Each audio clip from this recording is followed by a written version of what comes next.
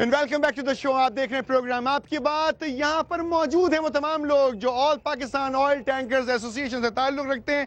बख्तावर खान साहब सदर हैं, आपकी बात उनसे जारी है। दो इल्जामात बहुत इंपॉर्टेंट हैं जो एसोसिएशन आपके ऊपर लगाती है, क्या आप जवाब देना पसंद करेंगे? हाँ हाँ बिल्कुल, जो जवाब आप मांगते हो हम आपको बिला बिला बिला इम्तियाज कोई प्रॉब्लम तो नहीं होगी? No problem. सवाल नंबर एक ये है कि जब आप ऑयल पहुंचाते हैं तो देर में पहुंचता है जी। क्या जवाब है आपके पास इस बात का? मैं अगर वो किसी के पास ये सबूत है, ये मेरे सामने गाड़ियां खड़ी है कि कराची से लेकर खैबर तक 4वां दिन में गाड़ी पहुंचता है, तीसरा चौथा दिन, और बिल्कुल अगर ऐसी कोई सबूत पेश करे, ये वैसे बहाने हैं, तो वो मैदान में आ जाए समा के अदालत में, मैं हाजिर हूँ, नो प्रॉब्लम। यहाँ पे बहुत सारे इस वक्त ड्राइवर्स मौजूद हैं। मैं किसी ड्राइवर से बात करना चाहता हूँ। कोई ड्राइवर है? हाथ उठा के बताएं कोई ड्राइवर अगर मौजूद है। आप ड्राइवर हैं? मुझे ये बताएं कि कितने दिन में कराची से लेकर पेशावर तक ऑयल पहुंच जाना चाहिए? तीसरे दिन तक पहुंच जाता है, चौथे दिन हम गाड़ी खाली करते हैं। अच्छा, मुझे एक बात बताएं, अगर आप 3 दिन में ऑयल ना पहुंचाएं तो आपको क्या नुकसान होता है? हमारा बहुत ज्यादा नुकसान होता है, दिन तो हजारों के हिसाब से नुकसान होता है हमारा भी। बता सकते हैं क्या नुकसान होता है? पैसे कम पड़ जाते हैं, पैसे भी कम पड़ जाते हैं, तेल दूसरा चक्कर, सब कुछ होता है, बहुत ज्यादा नुकसान होता है, लेकिन हमारे को भी पीछे किसी को हिसाब देना पड़ता है। अच्छा, और वापस आके दोबारा भरना पड़ता है? जी बिल्कुल। अच्छा, आप कोई और ड्राइवर मौजूद है यहाँ पर? और कोई ड्राइवर जिससे मैं बात कर सकता हूँ? आपसे बात कर लेता हूँ। यहाँ से जब जाते हैं आप पेशावर तक, फॉर एग्जांपल उन्होंने बोला कि 3 दिन में पहुंच जाना चाहिए। बिल्कुल, हम लोग अगर आप 3 दिन में ऑयल ना पहुंचाएं तो आपको नुकसान क्या होता है? हमको यही नुकसान होता है कि हमारा दिहाड़ी जो है ना वो ज़ाया होता है, हमारा जो है ना फिर वो कमाई कम होता है। तो ये जो इल्जाम आपके ऊपर है कि आप तेल देर से पहुंचाते हैं, इसको मानते हैं या इससे इनकार करते हैं? इससे इनकार करते हैं। आप लोग मानते हैं? नोबडी। देखें, बात सुने, 2-2-4 वाला फॉर्मूला है। अगर मैं अपनी एक डिलीवरी देर से पहुंचाऊंगा तो दूसरी डिलीवरी के लिए मुझे मजीद देर लगेगी और मेरा चक्कर कोई और खा जाएगा। बात दोनों तरफ की आप तक पहुंची, फैसला आप ही करेंगे क्योंकि आपकी बात हो रही है। सवाल नंबर 2 ये बख्तावर साहब कि जब ऑयल पहुंचता है अपने डेस्टिनेशन पे, अपनी मंजिल पर, तो वो उतना नहीं होता मिकदार में जितना लोड होता है, कुछ कम हो जाता है। बहुत अच्छी बात है और इसका जवाब मेरे जो ड्राइवर बैठे हैं वो भी दिएगा, लेकिन मैं एक बात मैं जरूर बताऊंगा PVMA पे, मेरे राइटिंग है कि जो गाड़ी 15 kg से कम हो जाए वो पर kg मेरे से 160 रुपए काट रहा है। इस बात पे तमाम ड्राइवर गवाह है और PVMA गवाह है। 15 किलो से कम होगा तो पर केजी मेरे साथ फैसला हो चुका है कि बख्तावर खान अगर 15 kg माफ है, अगर 16 kg है, तो ये ड्राइवर इस बात पे गवाह है। अल्लाह हाजिर नाजर, इससे पर 150 kg काटते हैं। एसोसिएशन को दोनों सवालों के जवाब मिल चुके होंगे। मैं यहाँ पर और लोगों से पूछना चाहता हूँ, आप ड्राइवर हैं? जी सर। क्यों ये एसोसिएशन का जो इल्जाम है कि आप कम पहुंचाते हैं तेल, क्यों ऐसा रास्ते में बिक जाता है क्या? नहीं बिकता है, ये बिल्कुल सही है। हमारे को 15 जो है ना शॉर्टेज, ये फ्री है, ये लिखा ही हुआ है। उसके बाद जो है हम उसको शॉर्टेज देते हैं। अच्छा। जितना वो चाहे हम देते हैं।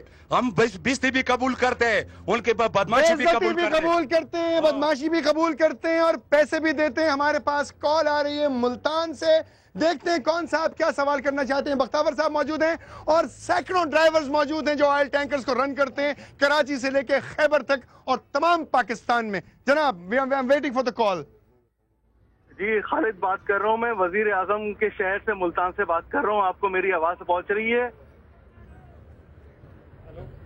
जी, खालिद बात कर रहा हूँ मैं, वजीर आजम के शहर से, मुल्तान से बात कर रहा हूँ। आपको मेरी आवाज पहुंच रही है? जी, मुझे जी बिल्कुल पहुंच रही है, आप बात कीजिए। जी, मुझे ये बात करनी है भाई कि इन लोगों की लड़ाई में अब हम लोग कहाँ जाएं? 30 रुपए 35 रुपए किलो यहाँ इजाफा हो गया है। क्या बच्चों को पानी में सालन बना के खिलाएं? कहाँ से करें? वैसे ही यहाँ पे नौकरी का मसला सैलरी नहीं हो पाती, तो क्या करें भैया? ये लोग मान जाए या गवर्नमेंट मान जाए, कुछ तो करे। आम आदमी पिस रहा है। ये हर घर की कहानी है, आप मुझे तर्जुमान समझें।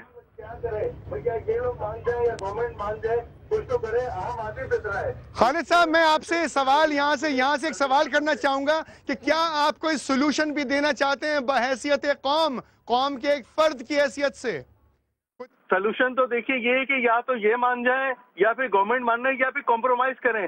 थोड़ा सा ये 100% पे ना जाए, 50% ये माने, 50% वो माने, इस तरह काम चला लें। लेकिन सबसे ज्यादा इस वक्त जो मुतासिर है वो घर है, एक घर जहाँ पे 3 बच्चे 4 बच्चे होते हैं और 8,000, 10,000, 12,000 रुपए की कमाई है। इससे ज्यादा कमाई नहीं है और उसमें तेल इतना महंगा होता जा रहा है।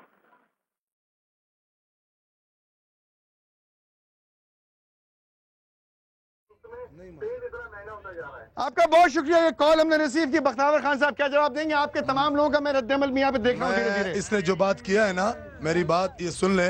अभी भी हमारा प्रेसिडेंट सैफुर खलील रहमान उधर बैठा हुआ था, अभी भी हम उसके साथ 4 घंटे होम मिनिस्टर कमिश्नर के साथ बैठे हैं।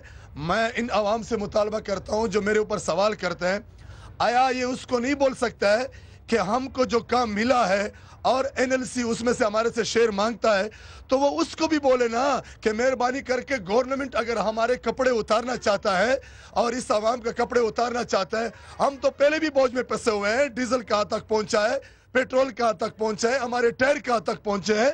आखिर हम 5,500 लाखों खानदान कहाँ जाएं? ये सफेद दाढ़ी वाले जो आज हुकूमत वक्त हम पे दहशतगर्द के अल्फाज लगा रहा है, ये सफेद दाढ़ी वाले दहशतगर्द है। प्रोग्राम अपने आखिरी लम्हों के अंदर पहुंच चुका है। मैं आपसे एक सवाल करना चाहता हूं, ये कॉल आपने भी सुनी, क्या कोई तरीकाकार है, कोई हल है जो हो सकता है? जी ये बिस्मिल्लाहिर्रहमानिर्रहीम, मेरी ये वज़ीर आज़म सदर साहब को ये रिक्वेस्ट है जनाब कि वो, हम गरीब लोग हैं, ड्राइवर हैं, हमारे को ये जो परेशानी मिली है, हमारी ये रिक्वेस्ट है, अपील है, हाथ बांध के हम ये उनसे दुआ मांगते हैं, उनसे रिक्वेस्ट करते हैं कि हम गरीब आदमी हैं, हम ड्राइवर आदमी हैं। आप तमाम हजरात भी इनकी अपील में शामिल हैं, ये तमाम लोग शामिल हैं आपके साथ। लास्ट टाइम ने प्रोग्राम किया था, ये नेशनल हाईवे ब्लॉक था, आपने इंसानियत का नाम लेकर इंसानी मोहब्बत में उस नेशनल हाईवे को खोल दिया था। और सब चीजें आपने तवातुर से पहुंचानी शुरू कर दी थी। आज भी खत्म हो चुका है। मैं आज भी इंसानी हमदर्दी के लिए हर किस्म हाजिर हूँ, आवाम के लिए हाजिर हूँ। लिहाजा जरा लोग जो हमारे एमपीएमएनए जो रिश्वतखोर लोग बैठे हैं, हमारे हाल पे रहम करे, गरीबों पे रहम करे और इस सफेद दाढ़ी वाले। सिर्फ एक बात और पूछना चाहूंगा, प्रोग्राम अपने खत्म इख्तिताम को पहुंच चुका, बिल्कुल एंड हो गया, मुझे कॉल आ रही है कि प्रोग्राम खत्म हो चुका है, क्या आप हड़ताल पे हैं? अभी बिल्कुल, जब तक हमारी मुतालबात मानी, हम हड़ताल पे हैं और रहेंगे। आवाम पिसेगी, आवाम हुकूमत से गिला करे, हम मजबूर है, हम आवाम नहीं है। ये भी आवाम है, ये भी अपने आप को आवाम कहते हैं, ये वो आवाम है, ये तमाम लोग अपने आप को आवाम कहते हैं। ये आवाम अपने मुतालबात हल करवाना चाहती है। बख्तावर साहब ने पहले भी इसी आवाम की मोहब्बत में नेशनल हाईवे कौन ब्लॉक किया था, आज फिर इनके वही मुतालबात हैं।